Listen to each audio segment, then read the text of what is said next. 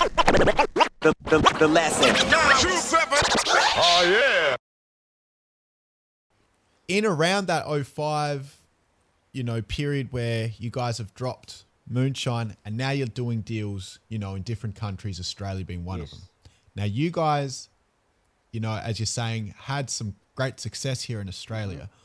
What I find interesting is that around that 2005-ish period, Australia and hip hop in Australia was having its own little beef of the American accent versus the Australian we were right in accent. there. Yeah. We were right part of it. Yep. And that's what I want to ask you guys. So when that was happening in Australia, you had there was a duo called Weapon X and Ken. They were our homies, good friends of ours. That's our boys. Yeah. Yep. And they were kind of respectfully speaking, put as the poster boys of fake accent, American I accent. didn't know that at the time, but that's our homies. Yep, go. And then you had the, Aussie hip hop scene, which was the guys that were rapping in the Australian Obese accent. and all that. Obese Records. Yeah. Yeah. Yeah. Now there was other guys as well as Weapon X and Like Ken Hell 1200 that used the Techniques, American accent, but Infa, yeah. there's another one, but they're the main ones that come to mind Good because friends from as memory well. at that time they were the ones that were getting slammed the hardest Yeah, for it. right. Now, in that Jay West. Oh, was Jay another West, one. that record. I remember that. He was a basketball player. I remember that record. Yeah. Yeah. So in that time, just the accent, there was a whole kind of little beef thing going on here with that. And I kind of felt like those guys that were rapping in the American accent at that time weren't getting the same success levels here as the guys that were doing it the Aussie accent way. However, you guys in that time, because New Zealand hip hop has got the US accent, were still able to break through Australia at a time where Aussie hip hop wasn't really accepting I've that. got a real easy answer for that one, Sanchez. The people from New Zealand have brown skin, my brother. Samoans and Māoris, you know what I mean? And we have American Samoa. If you understand our culture, most of the Polynesians that come in the Polynesian diaspora come from Samoa and Tonga. We have American Samoa. So if you actually speak to Pacific Islanders, there's an American twang on all of their accents. And then you have all of the Samoans and Tongans that go to Hawaii, which is an American state, and then move to Los Angeles, right? Get in trouble and get deported.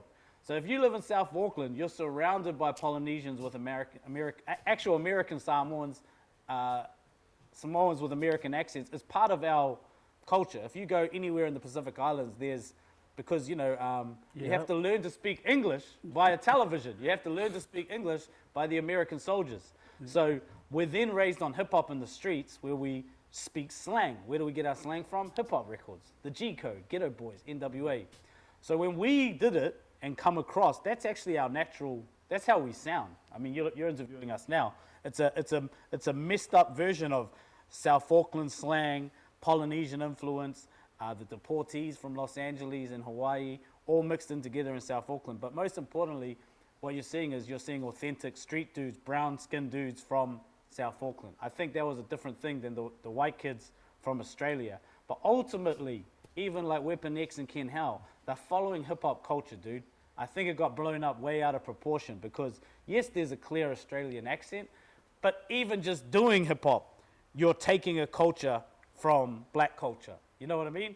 And you're making an interpretation of another culture. So I think that I understand it too. Like, you can't just rap in a completely different accent. But I don't think those guys, I know Weapon X and Ken Hell, they were rapping like their real life stories. They were good guys. I think it gets blown out of proportion a little bit, my personal.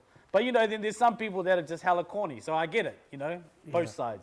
I remember that time we had some visitors from Australia come up to the office. One of them was Brother Hal from Coolism. Yep. He came up. And Jupiter. He too. They were struggling. They were struggling with that as well. Yep. And the only answer I could give them was like, I'm yourself. sorry, but this is just who we are. You can't, we're not trying to be like anything. We're just trying to rap records, you know what I mean? Yep. And that's all it was. Shout out to brother Jay Reason. Jason came over too, you know what I mean? And, Reason. Yeah. And he too. And I'm like, I took him in the car and we went for a ride. I'm like, This is Look, South dude, Auckland. this is South Auckland. This is how we live. What you guys going on about doesn't even come onto our radar. Yeah, what You you know what I mean? guys talk about What in you guys Australia are doesn't- arguing about and on the net and trying to challenge each other, we're trying to live. You know what I mean? We can't give two shits about accents and that. It doesn't matter to us. So yeah, and once they saw what it was in South Auckland and knowing that, bro, they understood it and they went back and they were talking to those people. You know, I think that's when like the internet came alive, right? That's another good point too, dear Sanchez. We knew about that whole issue. So you know what we did when we signed our massive deal? We flew over the Melbourne Age, the Guardian, Urban Hits magazine. That's right. One of the big street press back then, I can't remember. We flew over like 10 Australian press. That's right. And we drove them around South Auckland. Yeah. We made them party with us at Chocolate City. Yeah. We showed them what it's like to live here with cousins from Compton and Long Beach. Yeah. And like seeing a Samoan that has never seen Samoa, has just grown up in Los Angeles as a Compton Crip and now lives in South Auckland. These are our cousins. These are the people we live with. To see our influences are very real. Does that make sense? And then they reported on that. They reported on the Dawn Raid label from New Zealand in all that Australian press. But we still copped it, bro, of course. You know, the whole time we had the skip hop, you know, army going against us. But the thing was, there was all these Polynesians, the first generation of Polynesians, you know, the sons of which became the drill rap kids. They were just getting to Australia. So we had our own fan base in Australia of ex-Kiwis and Pacific Islanders, you know, and they had our back. So, but to be fair, we were cool for Beast Records. We knew the Hilltop Goods guys really well, you know, like we knew all of them. Info was our man, 1200 Techniques, all of those guys.